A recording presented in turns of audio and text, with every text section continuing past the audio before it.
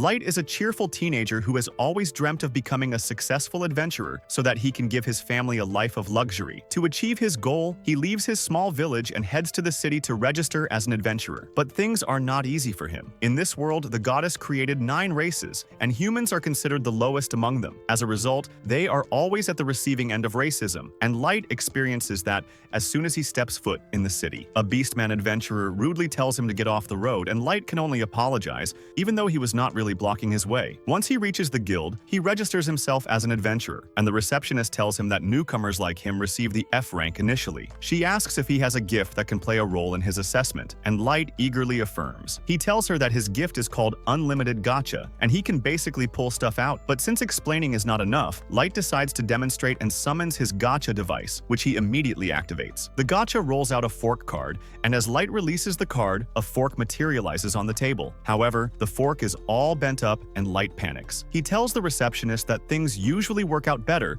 and immediately uses his skill a couple of times, but the result is similar. He pulls a rotten apple and a moldy bread, which makes the receptionist convinced that this individual deserves nothing more than F rank. Light gladly receives it and then asks her if there are any jobs he can take right away. The receptionist points him towards the bulletin board where all the easy jobs are posted, but Light gets nervous just upon seeing that. The receptionist realizes that Light is illiterate on top of his other struggles, but that part is not a surprise because humans have low literacy rates. She tells him that he can do the basic stuff like carrying rocks and gathering wood, but that pays a lot less than other jobs. Light accepts that, and after a day of working hard, he manages to get enough money to rent a room. He still needs to rely on his gacha skill for food, but he is confident that he can make it. However, a gang of beastmen has another plan for him, and they stand in his way deliberately so that he bumps into them. Their leader immediately begins yelling at Light for bumping into him and getting his clothes dirty before taking away his purse. Light panics, asking him to return the money because he will not have a place to stay otherwise, but the Wolfman simply punches him away, telling him that he needs to pay for his laundry. The beastmen leave Light lying in a puddle of mud,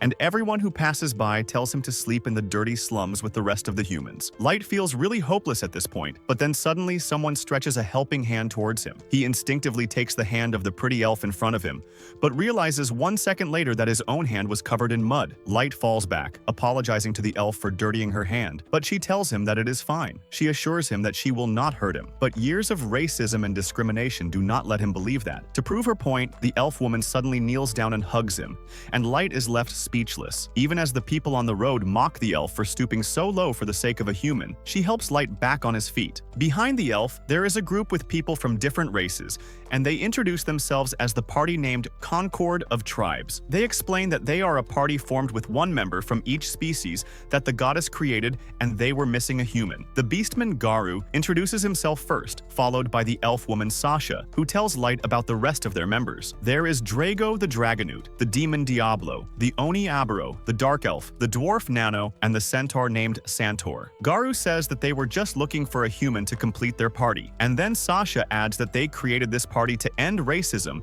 and create a world where everyone is treated equally. Light finds this too good to believe, but he cannot pass up on such a wonderful seeming party, and he gladly joins the Concord of Tribes. Soon they start going on adventures, and Light is the weakest link in their team. He needs to be rescued from monsters by Drago and Sasha, who tell him to be more careful as one hit from the monsters will kill him. Light apologizes for his carelessness, but Sasha begins to examine him for injuries while telling him to stay behind them at all times. The rest of the party begins to tease Sasha because she is so obsessed with Light and cares about him a lot, and she turns red as she explains that she only sees him as a party member. Light feels useless because he cannot do anything apart from carrying the luggage. Light is really happy to hear this, and he cheerfully follows the team deeper into the dungeon. Soon they come to an open space with only one entry and exit, and the party members look at each other before deciding that this is the perfect place for their plan. Unaware of what the plan is, Light begins preparing to brew tea for everyone when Drago approaches him and tells him that he is being fired from the party. Light cannot even process that statement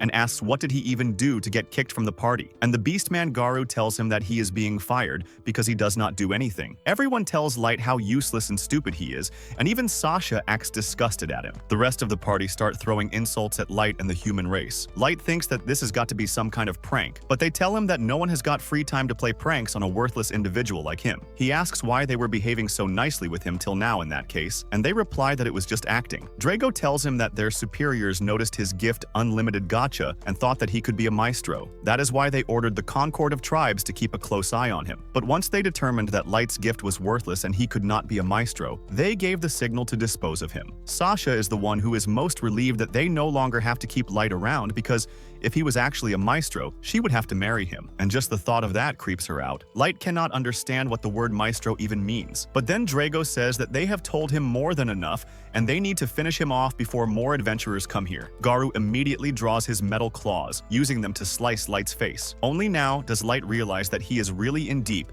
and there is no way out of this problem. In his desperation, he runs away as fast as he can, and the others laugh at him, saying that they are not going to let him get away. Sasha shoots an arrow through his leg, and as Light falls on the ground and starts screaming. The elves say that hearing human screams is like music to their ears. Garu decides to make Light scream some more and begins assaulting him, but Drago tells him to stop because they need to make it look like the human died from a monster ambush. Garu obeys his orders and gets ready to finish him off, but Light crawls forward, desperately clinging to his life. Suddenly, the ground beneath him starts glowing, and Light realizes that he is in the middle of a teleportation circle. Drago notices it too and orders Garu to finish him off quickly, but before he can reach Light, the teleportation circle does its job and takes him away. However, the situation does not get much better for Light. Even after he is saved from the backstabbing traitors, the teleportation trap takes him to a random location in the dungeon, and he knows that the moment a monster finds him, he is dead. He begins to remember his family as he wonders what did he do to deserve being betrayed. He thinks about how nicely everyone treated him before they decided to backstab him. He now understands that their kind behavior was just an act,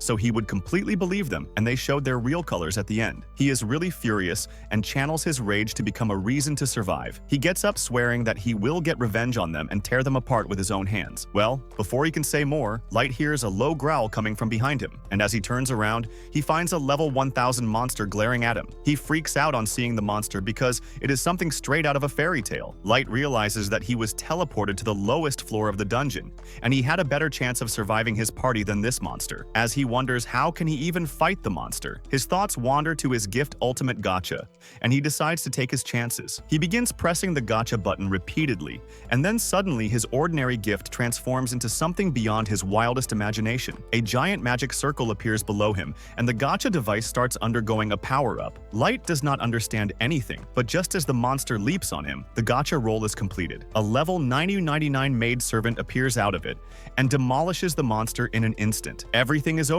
before Light could even blink. And then the maid starts walking towards him. She kneels before him and instantly heals his wounds, telling him that she could not bear to see his silky smooth skin being injured. So she healed him without asking for permission. Light cannot believe that he is perfectly fine now. And then the maid asks him for his name. He introduces himself as Light, and the maid gets really happy on learning his name. She pledges by the maid's code of honor, swearing to serve him till death. Light tells her that it is all cool, but she should at least give her name first. The girl introduces herself as May, the ever-seeking maid, and tells Light that she came from a super ultra rare card in his unlimited gacha. Well, Light refuses to believe that a level 99 maid would come out of his seemingly worthless gift, but May asks permission to use her appraisal skill on his gift to read the finer details. He immediately grants her the permission, and May uses her skill to find that his abilities are hidden under a very strong concealment, and anyone below her level cannot even see them. She tells Light that his ultimate gacha is much more useful than he thinks. The cards it rolls highly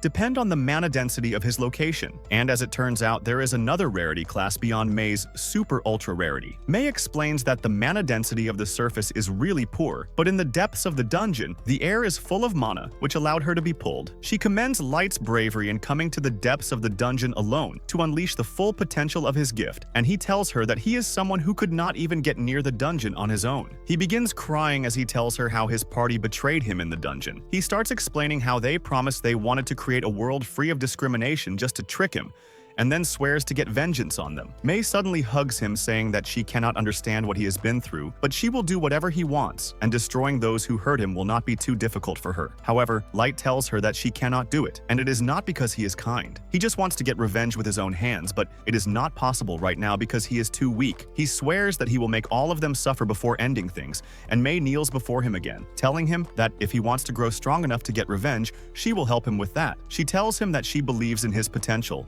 and Light Light can only thank her. However, he is not satisfied with just one powerful ally, and decides to use the mana-rich environment of the dungeon even more. He uses his unlimited gacha again, summoning more high-class maids so that he can create a kingdom that will serve as the base for his grand revenge. 3 years pass by since that fateful day, and now, Light rules over hundreds of maids inside a palace that he made for himself. May is always by his side, as she promised on the day that she met him. All the maids seem to be totally smitten by him as they cheer him on, happy to be noticed by him. While May tells them all to behave properly, he gets out of the castle and starts moving towards the local market, where everyone recognizes him as one of the vendors calls him over to his place for breakfast, while some others tell him about the shortage of snack foods in the country. Light promises to deal with the problem soon, while May tells him not to worry with such small tasks, as she will make sure the logistic problem is rectified as soon as possible. Light realizes that he will have to create a new system for dealing with the logistics, since the population of this place has increased several folds over the last 3 years. He asks May where are the rest of his legendary summons, and May replies that Yuki the Beast Tamer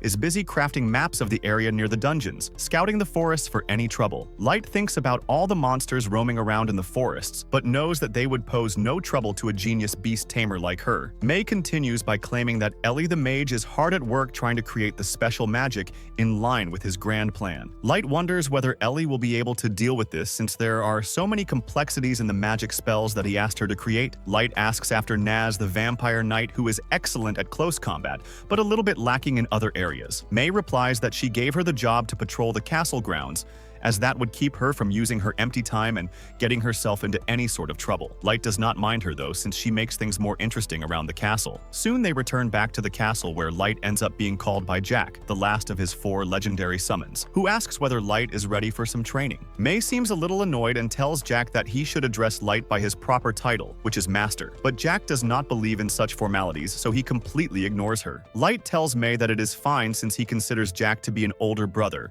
and tells May that he thinks he will go to his training session with Jack now. Inside the training ground, they both get ready to spar, when with a burst of speed, Light rushes towards his summon, punching him straight, pushing him back with his surprising strength. Jack seems to be pleased with Light's power, claiming that any normal adventurer would have died if he got punched like that, but he can take it since he is built solidly and can absorb a crazy amount of damage. They meet in the middle of the ground once again, with punches colliding before they back off. Light follows it up with a barrage of strikes which Jack dodges. Meanwhile, Naz is still patrolling the corridors when she is greeted by some of the other maids who start sweet-talking her, claiming that they all feel safe since Naz is always there patrolling and making sure that there is no danger lurking around the corner. Naz becomes overjoyed, which is what the maids wanted, as they decide to play a prank on her, as they suggest that she should go and make sure that Light's bed chambers are secured and nothing wrong is going on there. Naz thinks of it as a terrific idea and heads towards the bedroom, but when she tries to open it, May emerges from within. Naz asks May what she was doing inside Light's bedroom, since he must be away at training at this time. May immediately starts blushing, claiming that she was trying to clean the room while he was away. Naz tells her that she must check the room for any danger, but before May could tell her off, Naz enters the room and notices the bed being all ruffled. She claims that it looks like someone was on the bed and asks May whether she made it look like that intentionally.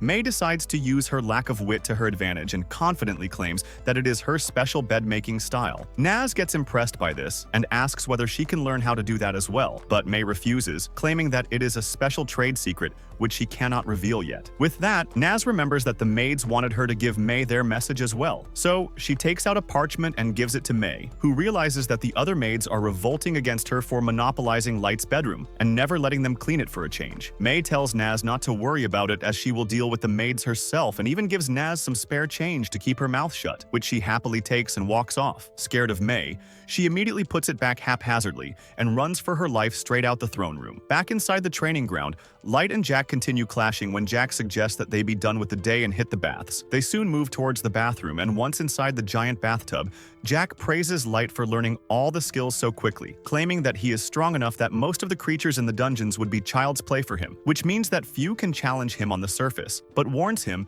that there are still some who would want to completely destroy him the first chance they can get. Light gets serious as he thinks about the betrayal he faced 3 years ago, as he claims that he will not be done till he gets his revenge. Back in May's chambers, she calls in the 4 troublesome maids and asks what is their problem as she reads their letter back to them. Once in front of May herself, the 4 maids are shut silent as they do not know what to say. They apologize to her, claiming that it was just their way of showing support as they know May is overworked. May tells them not to worry about her work and focus on their own. She denies their request to clean Light's chamber and instead punishes them by giving them the order to clean the hallway that leads to the throne room by hand. The maids are surprised by this, claiming that the hallway is too long, but May tells them to keep at it as it will keep them busy while she is out with Light on a mission. Back outside, Naz is stuck to the window of a shop, eyeing a gauntlet that she wishes to buy but has no money to do so. While there, she ends up bumping into Ellie, who asks what Naz is staring at, and Naz points at the gauntlet before asking Ellie why is she back so soon since she's supposed to overlook the new construction which is happening. Ellie replies that the construction is going smoothly, so she decides to take a break. They soon end up bickering about who is closer to Light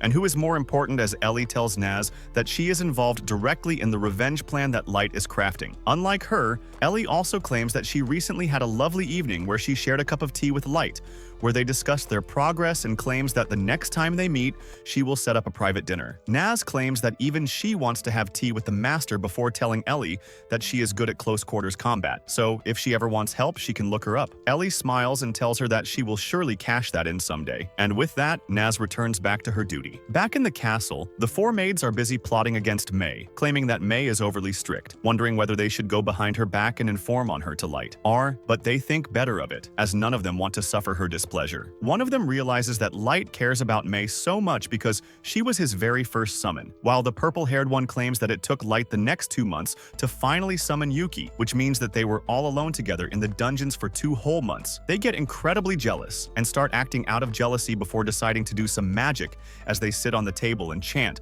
so that May can be taken out of the equation. Unfortunately for them, May ends up overhearing all this and enters their room, cornering them once again. The maids immediately start apologizing, claiming that they were all just a little jealous and never meant anything that they said. May tells them to stop fantasizing about things since during the months between her being summoned and Yuki being summoned, Light was busy learning every single thing he can about magic and practicing every single martial art he could try. So they never had time to do anything else. That relieves the maids a bit, while May claims that she came back here because she felt that she had been too hard on the maids, but now she realizes that apparently she was not, so she tells them to clean the throne room as well. Since they have enough time on their hand to practice magic completely at May's mercy, the maids had no choice but to follow her orders as they cleaned the entire throne room as well. They decided to keep their mouths shut this time to avoid getting in further trouble, but while dusting the throne, the green-haired one ends up knocking the piece of angel wing, which was broken by Naz. The piece falls to the floor, and the maids get horrified, thinking that it was their fault and wondering what May will do to them. The next morning, Light enters the dungeon only to find Naz, Ellie,